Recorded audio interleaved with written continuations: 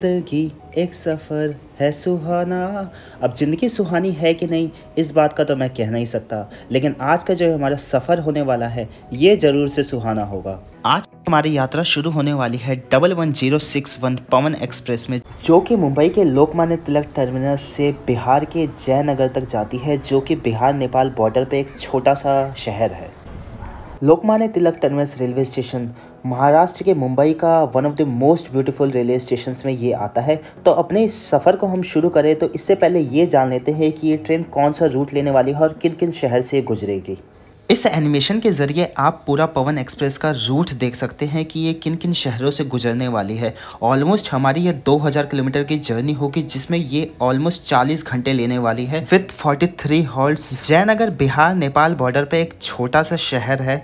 तो चलिए चलते हैं एलटीटी के उस प्लेटफॉर्म पे जहाँ से हमारी ट्रेन का डिपार्चर होगा। ये खड़ी है हमारे सामने पवन एक्सप्रेस, जो कि यहाँ से 11:30 पर रवाना होगी, और उसके ठीक बगल में खड़ी है पटना जनता एक्सप्रेस। 11:30 पर हमारा डिपार्चर मुंबई के लोकमान्य तिलक टर्मिनस से हो चुका है और अगले 40 घंटे हम इसी ट्रेन में रहने वाले हैं। ट्रेन के नेक्स्ट 45 हॉल्ट्स में से इसका पहला हॉल्ट होने वाला है ठाणे जंक्शन, जहाँ पे ये ट्रेन 11:53 पर पहुँचेगी। ये आप सामने देख सकते हैं पटना राजधानी के पुराने कोचेस पेंट्री कार के लगाए गए हैं इस एलटीटी जनता एक्सप्रेस में।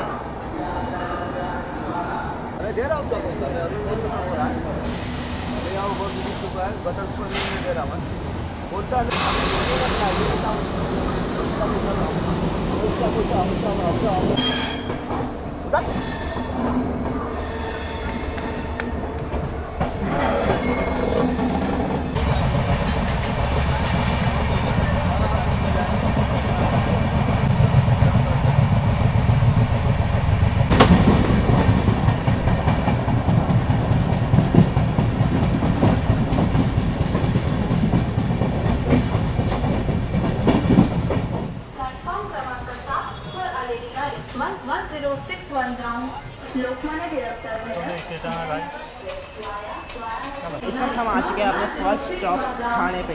ठाणे को द सिटी ऑफ लेक्स कहा जाता है क्योंकि यहाँ पर ऑलमोस्ट 30+ लेक्स हैं। ट्रेन का जैसे कि मैंने आपको पहले ही बताया था टाइमिंग थी 11:53 और यहाँ पर ट्रेन का 2 मिनट का होता है। प्लेटफॉर्म नंबर 7 पर हमारा अराइवल हुआ है और ये इसका प्लेटफॉर्म नंबर 8 है। जैसे कि आप जानते हैं मुंबई मेट्रोपॉलिटन रीजन में आता है, बट ठाणे एक अलग डिस्ट्रिक्ट है और साथ ही साथ एक अलग लोकसभा कॉन्स्टिट्यूंसी है। महाराष्ट्र का 3rd रिचेस्ट डिस्ट्रिक्ट है आफ्टर मुंबई एंड पुणे, और मुंबई और ठाणे दोनों अलग अलग है, तो आप कंफ्यूज मत हो जाए। यहाँ की मोस्ट फेमस लेक है 3 लाइन्ड उपवन लेक, जहाँ पे काफ़ी सारे टूरिस्ट वगैरह आते हैं और साथ ही साथ लोकल्स भी अपना हैंग आउट करने के लिए जाते हैं।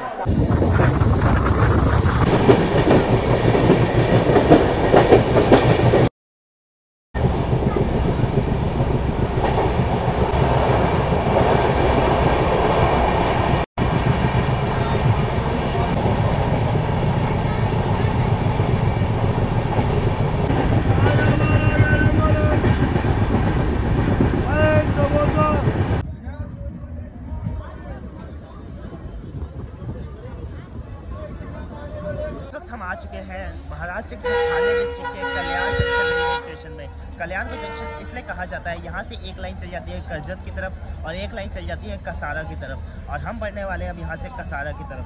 कल्याण जंक्शन में आपको देखने को मिलेगा सेंट्रल रेलवे का electric locomotive shade and railway का डीजल लोकोमोटिव शेड। आप पीछे देख सकते हैं, एक ज़माने में कल्याण का एल्को बहुत फेमस था। अभी कल्याण शहर लास्ट नदी के किनारे बसा हुआ है। कल्याण महाराष्ट्र का 9th बिगेस्ट सिटी है और साथ ही साथ इंडिया में इसकी रैंक 29th है इन टर्म्स ऑफ पॉपुलेशन। कल्याण शहर दुर्गावती फोर्ट से घिरा हुआ है। पीछे अजनी WAP7 के साथ आ रही है 12140। ये आ चुकी है सेवाग्राम एक्सप्रेस, नागपुर से मुंबई CSMT की तरफ जा रही है। इन खूबसूरत जामुनों का लुत्फ उठाते उठाते हम पहुंच चुके हैं कसारा रेलवे स्टेशन पे। हम आ चुके हैं कसारा रेलवे स्टेशन में और यहाँ से आगे इगतपुरी तक हमें देखने को मिलेगा कसारा घाट सेक्शन। तो पीछे अभी हमारी ट्रेन में बैंकर्स लगाए जा रहे हैं।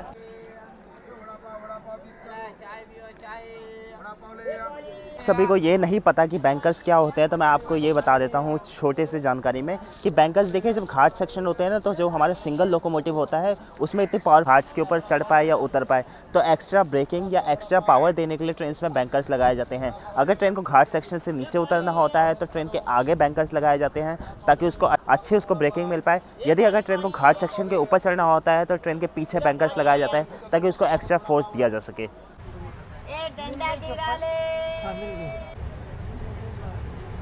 देख सकते हैं हमारी ट्रेन ने क्या तेज़ी से स्पीड पकड़ी है।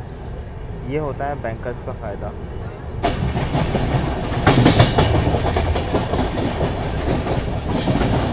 कसारा रेलवे स्टेशन से इगतपुरी रेलवे स्टेशन के बीच में ये 15 किलोमीटर का घाट सेक्शन, जिसे थाल घाट, थूल घाट या कसारा घाट भी कहा जाता है, ये वेस्टर्न घाट में पड़ता है। थूल घाट कहें तो ये भुसावल कल्याण मेन लाइन पे पड़ता है। अगर रोड की बात की जाए तो ये मुंबई नासिक, जो कि one of the busiest highway section है, उस पर ये सिचुएटेड है। इन सेक्शन 1:37 में कसारा घाट की हाइट 289 मीटर से बढ़कर 585 मीटर तक की इसके ग्रेडियंट हो जाती है।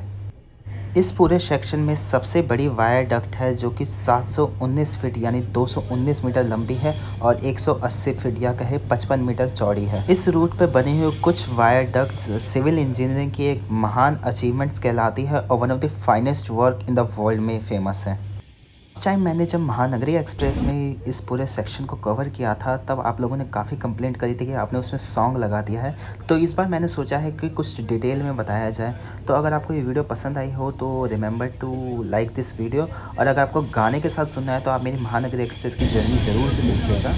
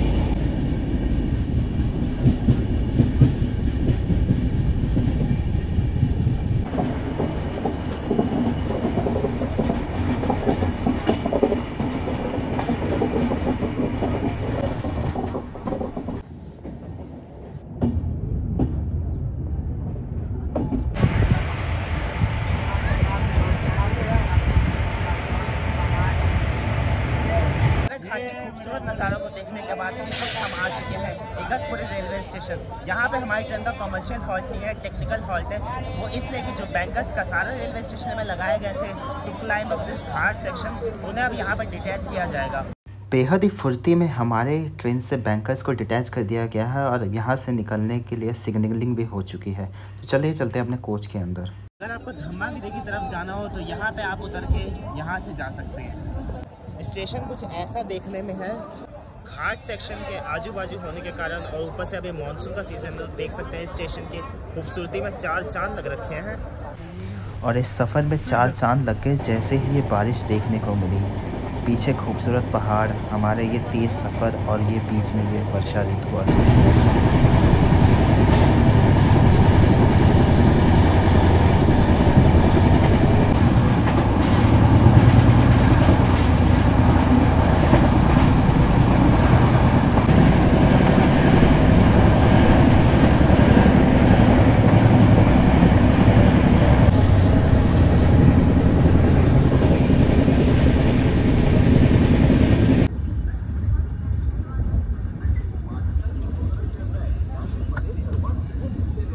के 50 मिनट हो रहे हैं और इस वक्त हम आ चुके हैं पवित्र शहर नासिक के नासिक रोड रेलवे स्टेशन में।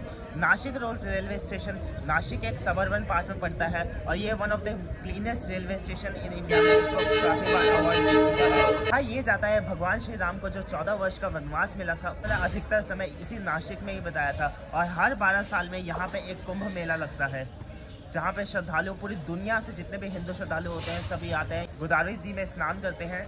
नासिक 9 पहाड़ों के बीच में घिरा हुआ एक खूबसूरत सा शहर है। साथ ही साथ इसे grape and wine capital of India भी कहते हैं। यहाँ से अगला जो हमारा स्टॉप मनमाड होने वाला है, वहाँ की किशमिश तो बहुत ही ज़्यादा प्रसिद्ध है। आशिक रोड का स्टेशन कोड है NK। यहाँ पे ऑलमोस्ट 146 ट्रेन हॉल्ट लेती है।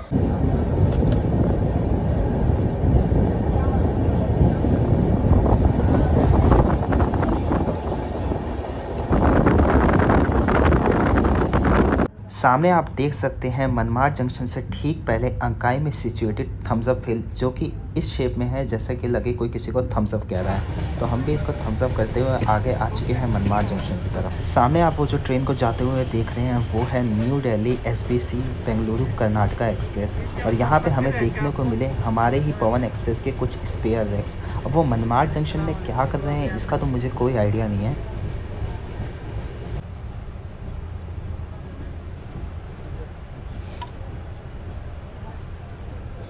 हम आ चुके हैं महाराष्ट्र के नासिक डिस्ट्रिक्ट के 3rd लार्जेस्ट शहर के मनमाड जंक्शन रेलवे स्टेशन पे। कि मनमाड जंक्शन में पहुंचने की टाइमिंग थी 4:10 और यहाँ पे ट्रेन को 5 मिनट का हॉल्ट दिया गया है। स्टेशन की बात की जाए तो बहुत ही खूबसूरत ये रेलवे स्टेशन है।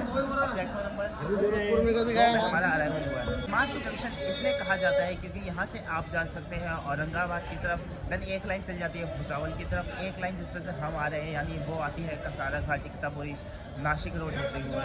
यहाँ से हम आगे भुसावल वाली लाइन पर बढ़ जाएंगे। कुछ इंपॉर्टेंट ट्रेनें जो इस स्टेशन पे आती है तो जैसे हो गया CSMT, जलना जनशताब्दी एक्सप्रेस, हमारी कर्नाटका एक्सप्रेस, हमारी पवन एक्सप्रेस, साथ ही साथ हमारी महानगरी सुपरफास्ट। सोचा कि मनमाड जंक्शन पे आए तो यार किशमिश का रिव्यू किया जाए, बट यहाँ पे तो मुझे एक भी किशमिश का हॉकर दिख ही नहीं रहा है। मनमाड की किशमिश, जिसे इंग्लिश में रेजिन्स कहा जाता है, वो काफ़ी फेमस है। जंक्शन तक पहुंचते पहुंचते हमने अपने सफ़र के 4.5 घंटे पूरे कर लिए हैं और इस 4.5 घंटे के दौरान हमने 239 किलोमीटर का सफ़र भी तय कर लिया है। तो यहाँ मनमाड की हमने ली है चाय, देख सकते हैं कितनी छोटी है, लेकिन ये जो चाय बनाई गई है वो आग के ऊपर बनाई गई है। तो इसे एक बार टेस्ट करते हैं। और टेस्ट तो काफ़ी अच्छा है, मानना पड़ेगा। अगर आप कभी मनमाड जंक्शन आ रहे हैं तो मैं आपको रिकमेंड करूँगा कि अंदर की पेंट्री के चाय वगैरह ना पीजिए, मनमाड जंक्शन पे आइए। यहाँ अगर प्लेटफॉर्म नंबर 1, 2 या 3, 4 पे आपके आ रही है तो यहाँ पे आराम से आग के ऊपर चाय बनाई जाती है, उसको सामने आपके बनाई जाएगी, उसको लेके पिया करिए। थोड़ी कम होगी लेकिन स्वादिष्ट चाय होगी। मनमाड जंक्शन से जैसे ही हम निकले हमारी मुलाकात हुई लखनऊ से चलकर आने वाली और आगे CSMT मुंबई की तरफ जाने वाली पुष्पक एक्सप्रेस में, जिसमें टोटल 12 AC कोचेस लग के इसने एक हाहाकार ही मचा दिया था।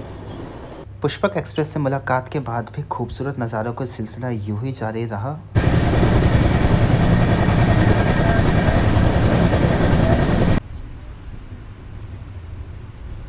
के 5 बज रहे और हम आ चुके हैं इस वक्त महाराष्ट्र के जलगांव डिस्ट्रिक्ट के 40 गांव जंक्शन रेलवे स्टेशन पे। ट्रेन की यहाँ ऑफिशियल टाइमिंग थी 5:03 और यहाँ पे ट्रेन को 2 मिनट का हॉल्ट दिया गया है। यहाँ पहुँचते पहुँचते हमने टोटल 307 किलोमीटर की जर्नी कवर कर ली है और स्टेशन इतना छोटा है कि यहाँ पे हमारी ट्रेन भी पूरी तरीके से नहीं आ पाई है। सामने आप ये ट्रकों का हुजूम देख के समझ सकते हैं कि यहाँ पे काफ़ी लोडिंग अनलोडिंग होती है। 40 गांव महाराष्ट्र का one of the most beautiful region है। यहाँ पे आपको ओल्ड एज टेम्पल्स देखने को मिलेंगे, अनडिलेटिंग हिल्स, लश ग्रीनरी, साथ ही साथ फैसिनेटिंग केव्स भी है यहाँ पे। महाराष्ट्र का one of the most unexplored region मेरी नज़र में है ये तो।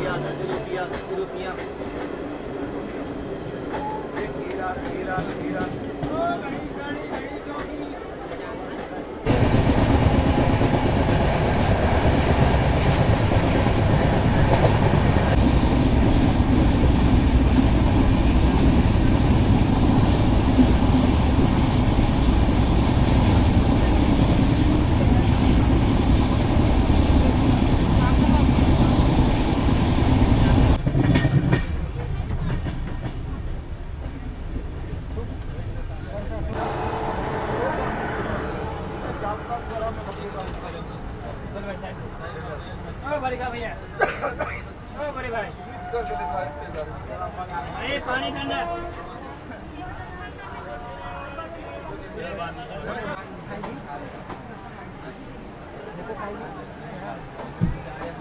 शाम के 6:30 बज रहे हैं। तो गुड इवनिंग आप सभी फ्लो व्लॉग्स के दर्शकों का। इस वक्त हम आ चुके हैं बनाना सिटी ऑफ इंडिया यानी महाराष्ट्र के जलगांव जंक्शन रेलवे स्टेशन।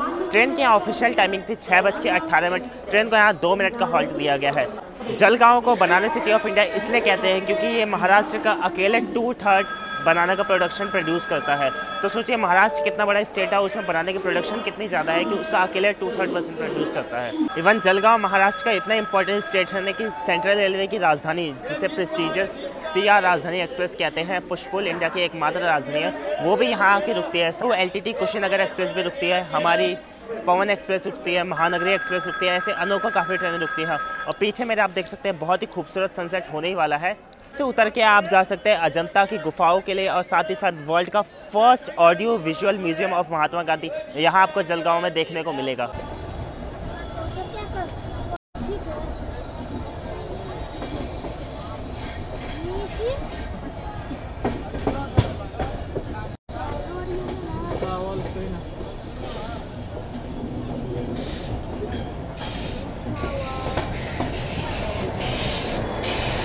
खूबसूरत शाम के बीच में हम आ चुके हैं इस वक्त महाराष्ट्र के जलगांव डिस्ट्रिक्ट के भुसावल जंक्शन रेलवे स्टेशन पे। भुसावल को जंक्शन इसलिए कहा जाता है क्योंकि यहाँ से एक लाइन चली जाती है जलगांव की तरफ, जिसपे से हम आ रहे हैं। एक लाइन आगे चली जाएगी इटारसी की तरफ। प्लेटफॉर्म नंबर 5 में हमारा अराइवल हुआ है और स्टेशन की बात की जाए तो साफ़ सुथरा रेलवे स्टेशन लग रहा है। बस थोड़ी सी ये प्लेटफॉर्म नंबर 4 की हालत थोड़ी सी खस्ता है, बाकी क्योंकि ये जलगांव डिस्ट्रिक्ट में है तो यहाँ पे बनाना और ब्रिंजल यानी बैगन जिसे कहा जाता है हमारे नॉर्थ इंडिया में, इसकी मास प्रोडक्शन होती है, इसलिए यहाँ के कल्चर में भी उनका काफ़ी बड़ा रोल है। अब जाहिर सी बात है यार, जो चीज़ यहाँ पे इतनी ज़्यादा प्रोड्यूस हो रही होगी तो उसका कल्चर में तो होना ज़रूरी है, वहाँ के फूड में उसका ज़्यादा होना कंपलसरी तो है ही। भुसावल जंक्शन ब्रिटिश राज के ज़माने से ही एक इम्पॉर्टेंट जंक्शन बनाया गया। बाद में इंडियन रेलवे ने भी उसको इसकी लोकेलिटी की वजह से एक इम्पॉर्टेंट जंक्शन के रूप में धीरे धीरे डेवलप करती गई और आज इतना ये डेवलप हो गया है कि ऑलमोस्ट 309 ट्रेनें यहाँ पे आके हॉल्ट लेती हैं। साथ ही साथ ये 8 प्लेटफॉर्म का रेलवे स्टेशन है, ऑलमोस्ट आपको हर जगह जाने के लिए यहाँ से ट्रेन मिल जाएगी। भुसावल जंक्शन का स्टेशन कोड है BSL। भुसावल में देखने को आपको मिलेगा electric locomotive shade central railway का।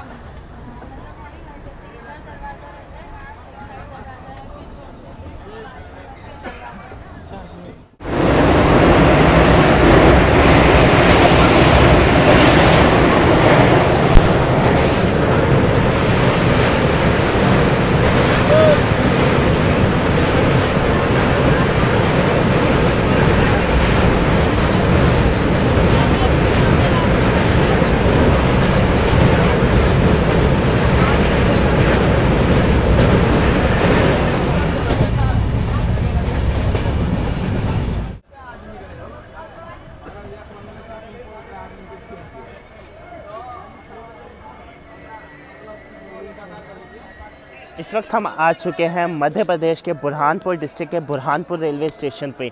यहाँ पे ट्रेन की ऑफिशियल टाइमिंग थी 7:48 और जो कि अपने बिल्कुल सही टाइम पे आई है।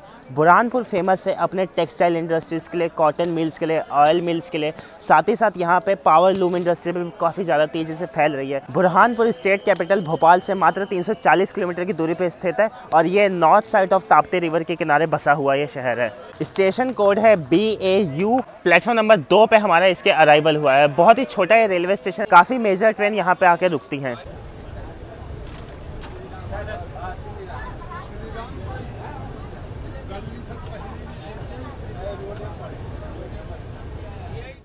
इस वक्त हम आ चुके हैं मध्य प्रदेश के खंडवा डिस्ट्रिक्ट के खंडवा रेलवे स्टेशन पे, जहाँ पे हमारी ट्रेन की ऑफिशियल टाइमिंग थी रात को 9:02 पे और ट्रेन का यहाँ पे 3 मिनट का हॉल्ट है।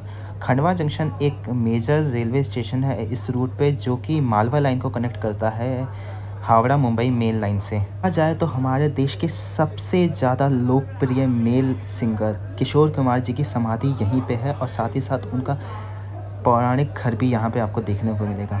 चलिए तो अपने डे 1 के सफ़र को हम यहीं समाप्त करते हैं। ऑलमोस्ट 9.5 घंटे से आज मैंने ऊपर व्लॉगिंग करी है, तो मिलते हैं सुबह आपसे जहाँ भी आँख खुलती है। तब तक आप सभी को गुड नाइट, शुभ रात्रि, शब ए नूर। Welcome back to day 2 of this Pawan express journey. और इस वक्त हम प्रयागराज शहर में यमुना नदी के ऊपर ओल्ड नैनी ब्रिज के ऊपर चल रहे हैं। सामने आप वो देख सकते हैं प्रयागराज का फेमस केबल ब्रिज। क्या आप जानते हैं यमुना जी यमराज जी की बहन भी हैं, इसलिए कहते हैं यमुना को खुश रखने से यमराज जी भी खुश रहते हैं। जैसे कि मैंने आप सभी को बताया, ट्रेन अभी हमारी प्रयागराज शहर में चल रही है और प्रयागराज शहर में हम यमुना जी को 2 बार क्रॉस करने वाले हैं। एक बार हम दिल्ली हावड़ा मेन लाइन, दूसरी बार हम प्रयागराज झूसी ज्ञानपुर वाली लाइन से क्रॉस करेंगे। सुबह के 9:30 बज चुके हैं। हम आ चुके हैं संगम सिटी के प्रयागराज जंक्शन रेलवे स्टेशन पे। रात में खंडवा स्टेशन को क्रॉस करते हैं। साथ ही मैं सो गया था क्योंकि आप जानते हैं कल का दिन कितना हेक्टिक था। तो उसके बाद हमने कुछ मेजर स्टॉपेज स्किप किए थे, जिसमें आता है इटारसी, जबलपुर, कटनी, सतना, हमारा मैहर माता यानी शारदा माता का टेम्पल। देन सुबह मानीपुर जंक्शन में मेरी जैसे वो निकला था वैसे ही मेरी आँख खुली थी, तो उसके बाद ट्रेन नॉन स्टॉप यहाँ पे आई है। प्लेटफॉर्म नंबर 6 पे हमारा अराइवल हुआ है प्रयागराज जंक्शन के, जिसका स्टेशन कोड है PRYJ। ये ट्रेन के यहाँ ऑफिशियल टाइमिंग थी 9:35 और ये ट्रेन का यहाँ पे 25 मिनट्स का हॉल्ट होगा। जे इसमें गोयल TMT का WAP7 इंजन लगा हुआ था। अब उसे रिवर्स किया जाएगा और ट्रेन यहाँ से हावड़ा मुंबई मेल लाइन छोड़ के ट्रेन यहाँ से भूलनपुर या ज्ञानपुर वाली लाइन होते हुए बनारस की तरफ जाएगी। और हमारे जस्ट बगल में खड़ी है जयनगर न्यू दिल्ली स्वतंत्रता सेनानी एक्सप्रेस, जो कि आगे न्यू दिल्ली की तरफ जा रही है। एक्चुअली मुंबई बाउंड की जितनी भी ट्रेनें होती हैं उन सभी को चियोके से निकाल दिया जाता है, क्योंकि इस ट्रेन को ज्ञानपुर भूलनपुर वाला रूट लेते हुए वाराणसी जंक्शन जाना है। इसलिए इस ट्रेन को प्रयागराज जंक्शन आज भी लाया जाता है। कानपुर शहर के WAG9 के साथ आ रही है लोकमान्य तिलक टर्मिनस मऊ स्पेशल, जो कि एक स्पेशल ट्रेन चलाई गई है टू कैटर एक्स्ट्रा रश।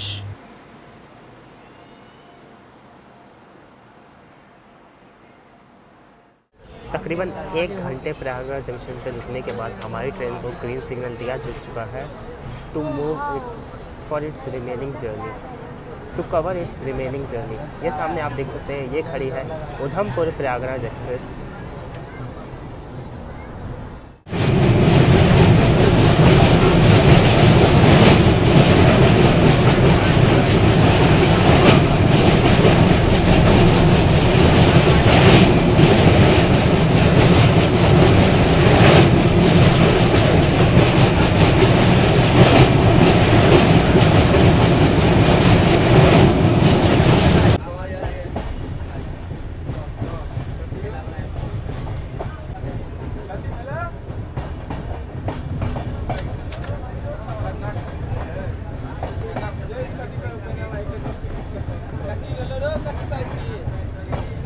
इस वक्त हम आ चुके हैं उत्तर प्रदेश के भदोही डिस्ट्रिक्ट के ज्ञानपुर रोड रेलवे स्टेशन पे। ज्ञानपुर भदोही सिटी के साथ साथ तो तालुका को भी सर्व करता है। ट्रेन की ऑफिशियल टाइमिंग थी 11:18, जिससे थोड़ा से विलंब यहाँ पे आई है। भदोही में लार्जेस्ट हैंड नॉटेड कारपेट का साउथ एशिया में सबसे बड़ा हब यहीं भदोही शहर में। इसे कारपेट सिटी ऑफ इंडिया भी कहा जाता है। तो सफ़र की बात की जाए तो अपने पार्ट 1 की इस जर्नी को हम यहीं ज्ञानपुर रोड रेलवे स्टेशन में समाप्त करते हैं, जिसे हमने स्टार्ट किया था LTT। लगभग 24 घंटे की हमारी इस जर्नी को हो चुका है। क्योंकि जर्नी को हम स्टार्ट करेंगे धर्म की नगरी यानी वाराणसी जंक्शन रेलवे स्टेशन से। तो फिलहाल के लिए इस वीडियो में इतना ही। मिलते हैं आपसे इसके पार्ट 2 में, जो कि स्टार्ट होगा वाराणसी जंक्शन से। तो फिलहाल के लिए इस वीडियो में इतना ही। अगर आप इस चैनल पर फर्स्ट टाइम आया तो इस चैनल को सब्सक्राइब करके जाए। वीडियो को लाइक नहीं किया तो लाइक कर सकते हैं। अगर मुझे इंस्टाग्राम पर फॉलो करना चाहते हैं तो उस पर भी जाकर फॉलो कर सकते हैं, लिंक मैं आपको डिस्क्रिप्शन में दे दूँगा। पहले से चैनल पर सब्सक्राइब है तो चेक कर लीजिएगा कि बेल नोटिफिकेशन आपने दबाया है कि नहीं दबाया है, ताकि आपको मेरी वीडियोज़ की अपडेट आती रहे।